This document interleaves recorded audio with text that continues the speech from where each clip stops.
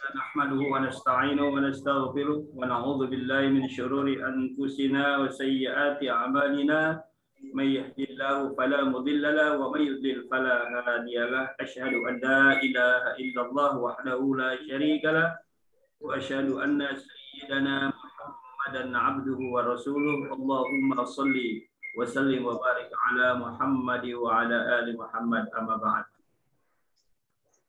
Ma'asyiral muslimin, Jamaah Talim Angkasa 56 di mana saja berada, juga yang melalui Zoom. Pelajaran pagi ini tentang tawakal. Firman Allah Subhanahu wa taala surah Ibrahim ayat 11. Wa ma lana alla natawakkala 'ala Allahi wa qad hadana subulana wa lanasbiranna 'ala ma adzaitumuna wa 'ala Allahi falyatawakkalul mu'minun. Kemudian firman Allah surah At-Talaq ayat 3. Wa may yattaqillaha yaj'al lahu makhraja wa yarzuqhu min haitsu la yahtasib. Wa may yatawakkal 'ala Allahi fahuwa hasbuh. Innallaha balighu amri qad ja'alallahu likulli syai'in qadra. Ma'asyiral muslimin, Jamaah Talim Angkasa 56 yang berbahagia. Tawakal artinya menyerahkan diri sepenuhnya pada Allah Subhanahu wa taala.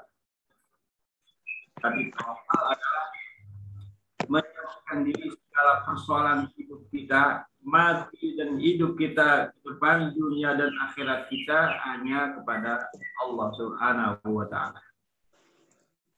Apa yang kita serahkan, seluruh urusan kita, ibadah kita, kegiatan hidup kita semua kepada Allah Subhanahu wa taala. Nanti tawakal mempunyai 3 tingkatan. Nanti kita akan sampai. Kemudian saudara-saudara sekalian, bagaimana pelaksanaan orang hadana subulana, sedangkan dialah Allah yang memberi petunjuk jalan kepada kami.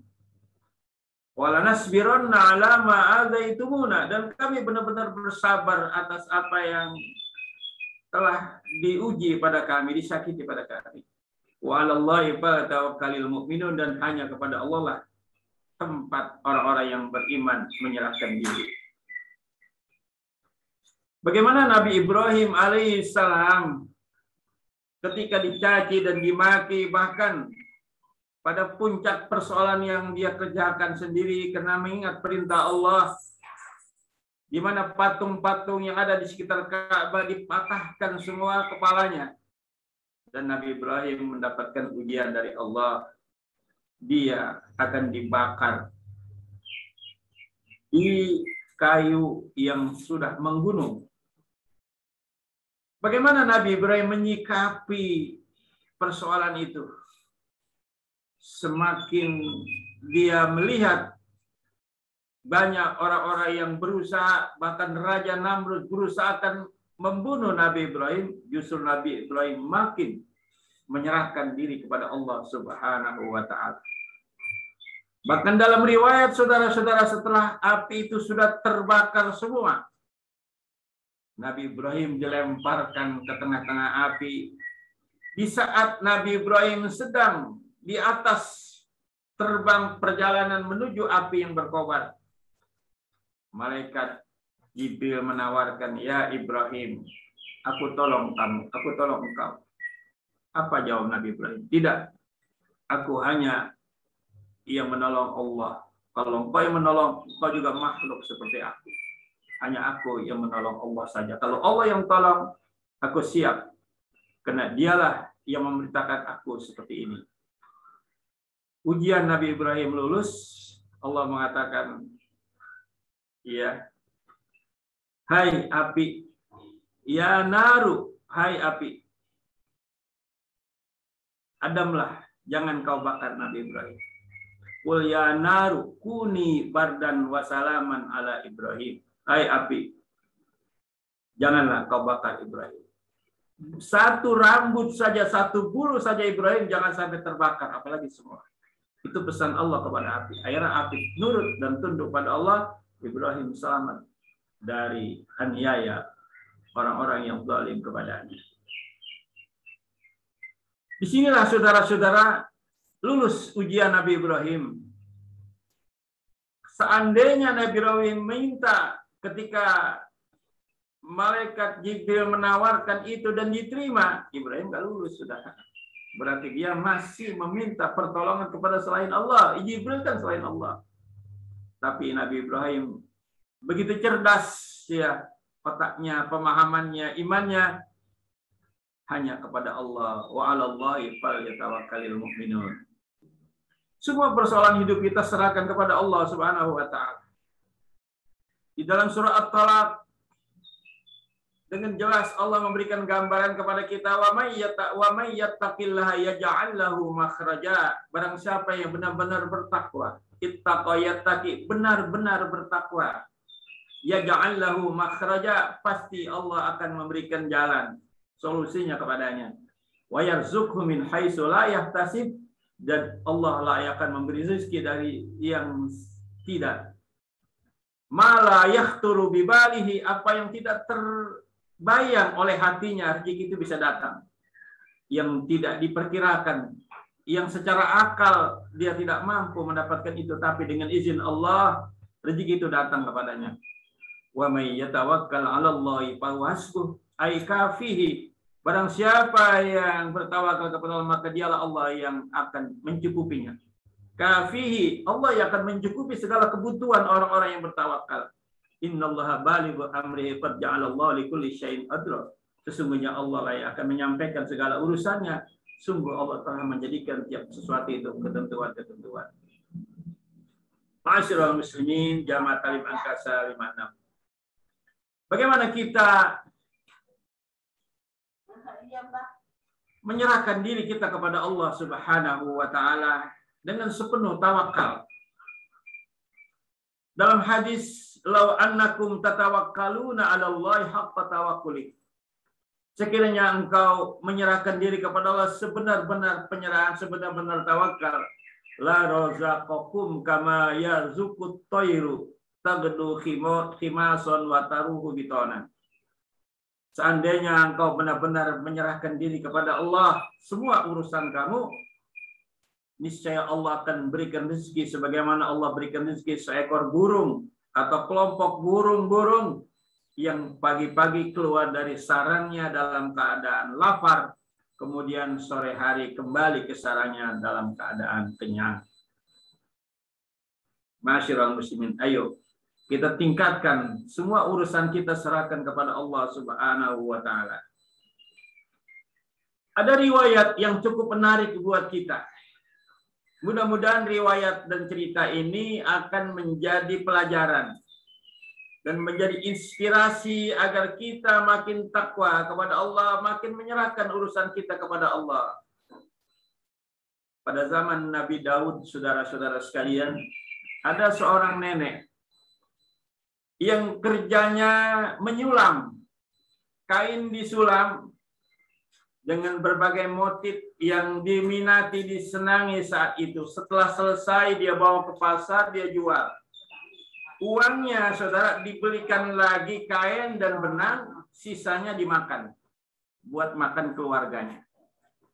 Begitulah pekerjaan nenek itu. Selesai 2 hari, 3 hari sulaman selesai, dibawa ke pasar, dijual, laku, dibelikan lagi bahan dan benang, kemudian sisanya dibuat makan. Itulah pekerjaan nenek pada zaman Nabi Daud. Satu saat, saudara-saudara sekalian, nenek hampir saja menyelesaikan sulamannya, tiba-tiba datang seekor burung besar, terbang lalu mengambil. Ya, kalau burung bukan mengambil ya, dipacok itu sulaman, dibawa terbang, saudara-saudara.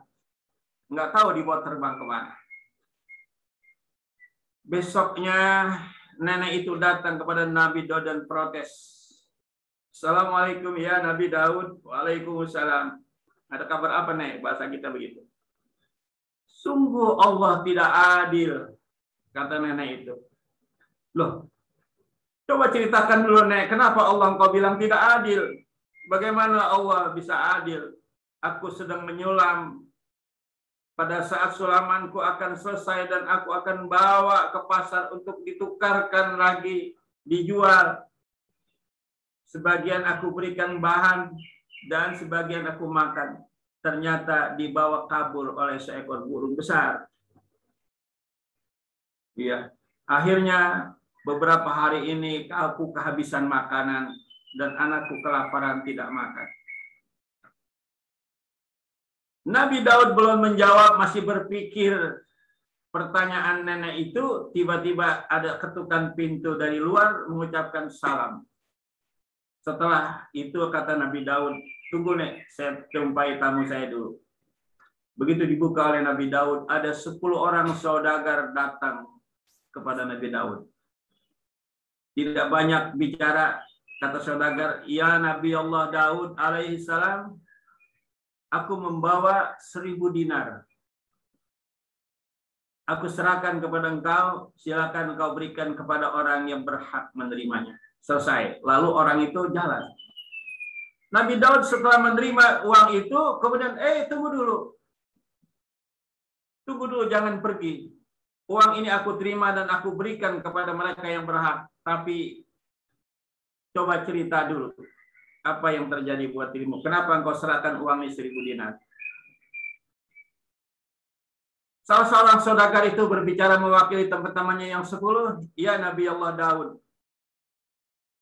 Pada saat kami sedang mengendarai naik sebuah kapal yang besar bersama-sama teman kami ini, tiba-tiba di tengah lautan datang ombak yang besar, kemudian mengombang-ambing kami, lalu kapal kami bocor dan airnya masuk ke dalam. Kami tutup dengan tangan-tangan kami semua, ternyata air itu masih saja masuk. Akhirnya kami merasa khawatir dan kami sepakat berdoa, ya Allah, jika engkau selamatkan kami dalam perjalanan di tengah laut ini, kami akan bersedekah masing-masing 100 dinar setiap orang. Karena ada 10 orang berarti 10 dinar, 1000 dinar. Kami akan siap bersedekah 100 dinar setiap orang. Tiba-tiba setelah dia berbicara dan berdoa kepada Allah, di tengah-tengah angin taupan dan air yang sedang memasuki kapalnya, datang seekor burung besar, kemudian melemparkan. Apa yang dilemparkan? Kain sulaman yang diambil dari nenek tadi. Para saudagar yang memahami itu semua, akhirnya kain sulaman itulah dibuat menutup lubang kapal yang bocor. Setelah ditutup, air berhenti, yang ada dikeluarin semua, akhirnya selamatlah para saudagar yang membawa dagangan itu ke pinggir laut, ke daratan, dan lalu mencari rumah Nabi Daud alaihissalam. Itulah ceritanya. Maka 1000 dinar ini tolong berikan kepada orang yang membutuhkannya. Setelah itu Nabi Daud paham, keluarlah orang itu pamit, kembali lagi masing-masing urusannya. Lalu uang yang 1000 dinar itu diberikan kepada nenek. Nek, nih uang 1000 dinar, hak kamu. Begitu saudara-saudara nenek tercengang, menangis saudara-saudara, dan bertobat. Mengapa dia mengatakan Allah tidak adil? Ternyata sulaman yang biasa dia jual tidak sampai 100 dinar, hanya beberapa dinar. Pagi ini dia mendapatkan 1000 dinar dari Allah Subhanahu wa Ta'ala. Mungkinkah itu terpikir oleh otak seorang nenek? Dan kita pun, saudara, kalau terjadi, kita nggak akan terpikir semua itu. Tapi begitulah Allah Maha Kuasa. Allah Maha menerima doa orang-orang yang berdoa. Di saat-saat kondisi saudagar-saudagar bersama temannya, di saat-saat yang penting, di saat-saat antara hidup dan mati, awan gelap, ombak terus berputar memukul kapal itu, dia berdoa pada Allah dengan ikhlas. Dia bersedekah. Dia niat bersedekah kalau Allah selamatkan. Allah selamatkan semua itu dia, dan ia tunaikan niat dia yang dia berikan masing-masing seorang 100 dinar menjadi kumpul 1000 dinar, diberikanlah kepada seorang nenek itu sendiri. Apa yang dapat kita ambil di riwayat dari cerita ini, saudara-saudara sekalian? Seperti juga halnya bagaimana Allah menerima doa Nabi Ibrahim. Ketika Nabi Ibrahim di saat-saat genting, di atas udara sedang dilempar dia menuju air, menuju api yang sangat dahsyat itu. Apa kata Nabi Ibrahim? Hasbunallah wa ni'mal wakil, atau hasbiyallah wa ni'mal wakil, ni'mal maula wa ni'man nasir. Hanya kepada Allah tempat kita bersandar, tempat kita memohon pertolongan. Kita serahkan urusan kita kepada Allah, Allah selamatkan. Begitu juga riwayat Nabi Musa alaihi salam ketika ada di pinggir pantai. Fir'aun bersama bala tentaranya dan rombongannya setelah mengejar, saudara-saudara. Beberapa meter lagi, saudara-saudara, sampai kepada rombongan Nabi Musa. Nabi Musa berdoa. Kemudian Allah perintahkan kepada Nabi Musa untuk mengangkat tongkatnya dan memukulkan kepada air laut. Kemudian air laut itu dengan seketika menjadi jalan raya, lalu seluruhnya diperintahkan oleh Nabi Musa untuk menyeberang melalui jalan baru yang dibikin dari tongkat itu atas izin Allah Subhanahu wa taala. Namun saudara-saudara, Nabi Musa yang sedang mengendarai kuda yang warna putih, yang cantik, kudanya bagus sekali, tidak mau jalan, saudara. Sementara umat Nabi Musa hampir sampai ke tepi lautan, nyebrang semua, tapi saudara-saudara sekalian, kuda Nabi Musa tidak mau berangkat. Kuda Nabi Musa laki-laki, saudara. Nabi Musa lagi berdoa. Apa doa Nabi Musa? Siapa ingat Nabi doa Musa saat itu?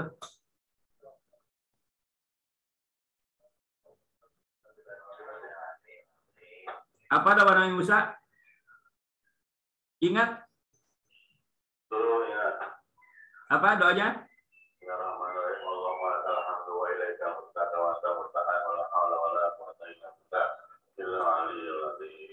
Allahumma lakal hamdu wa ilaikal mustaka wa antal musta'an.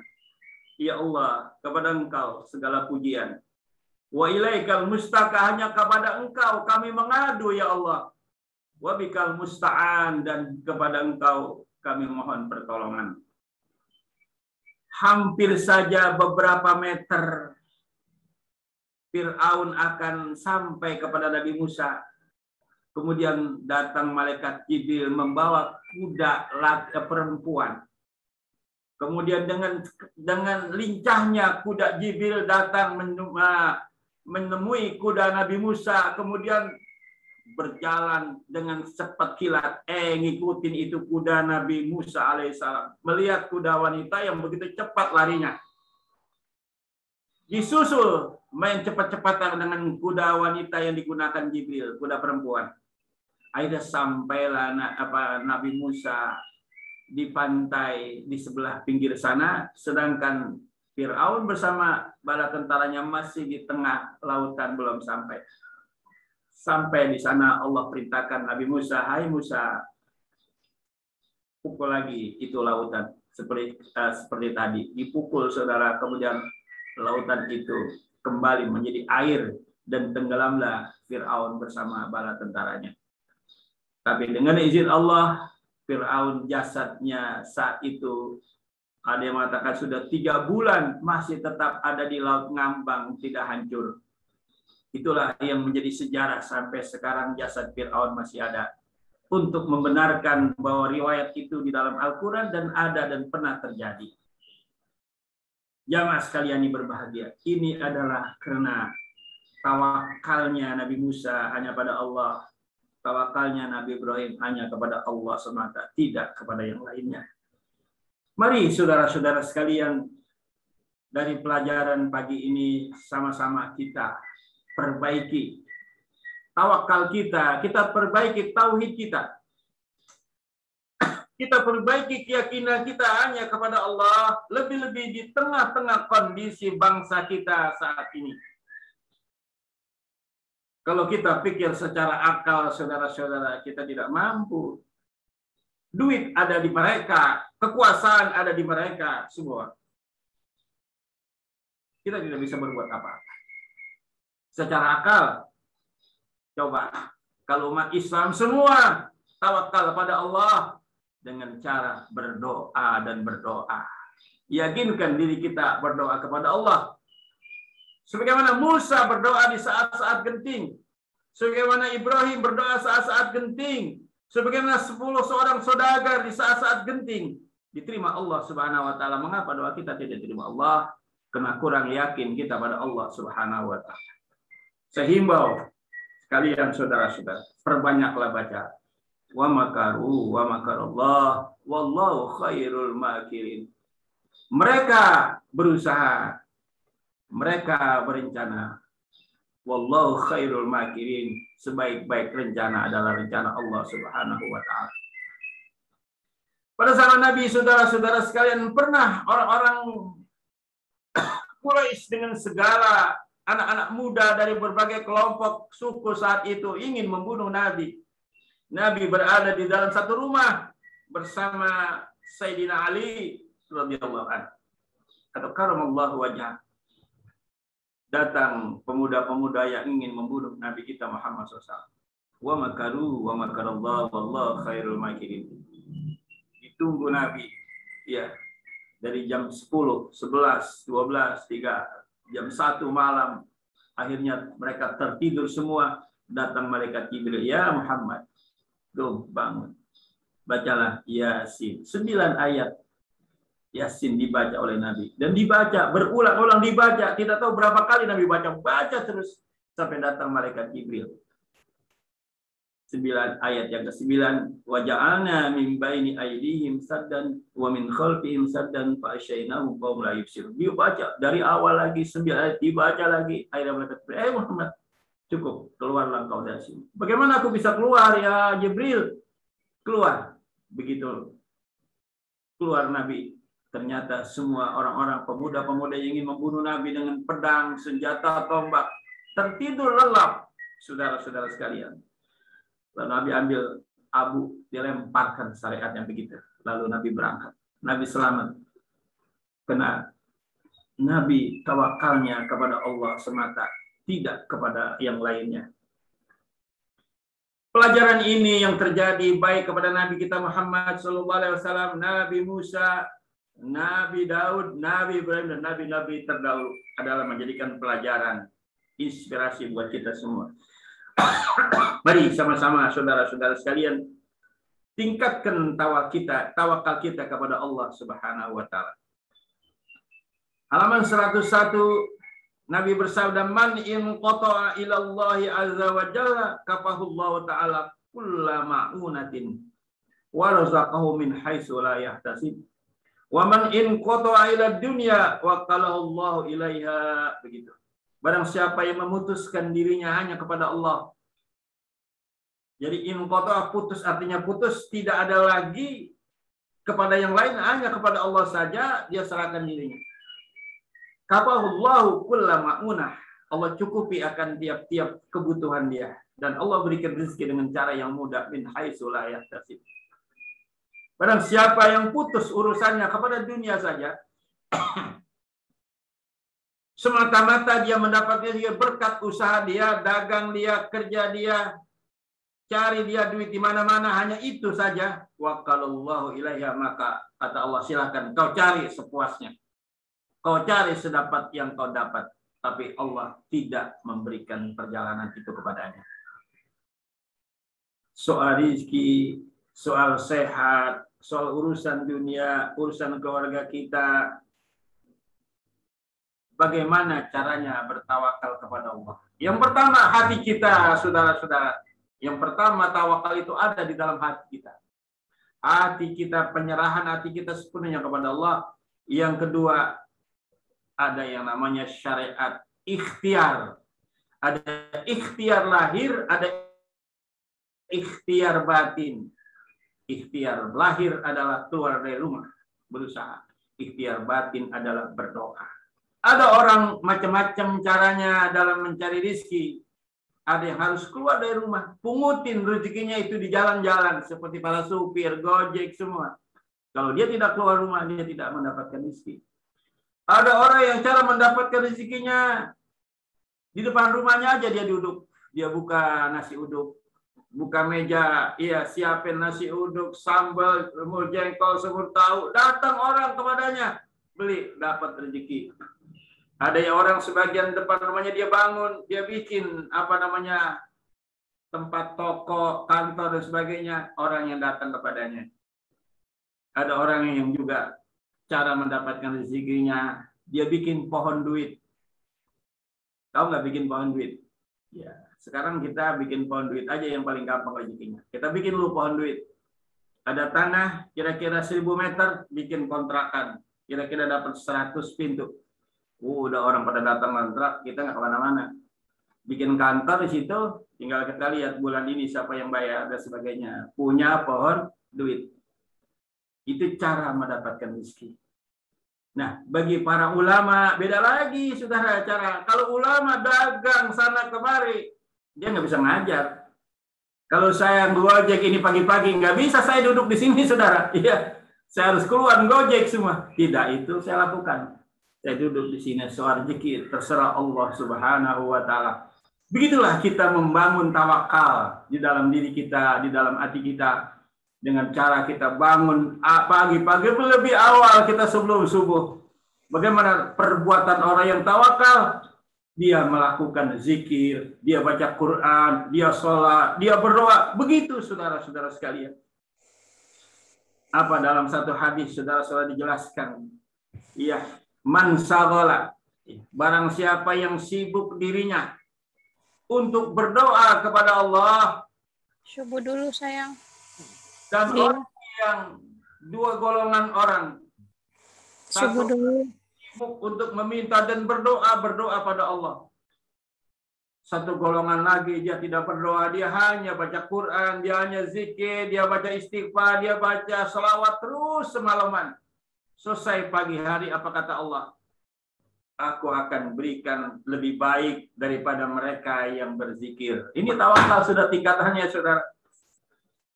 Berdoa bukan tidak boleh, silakan kita berdoa.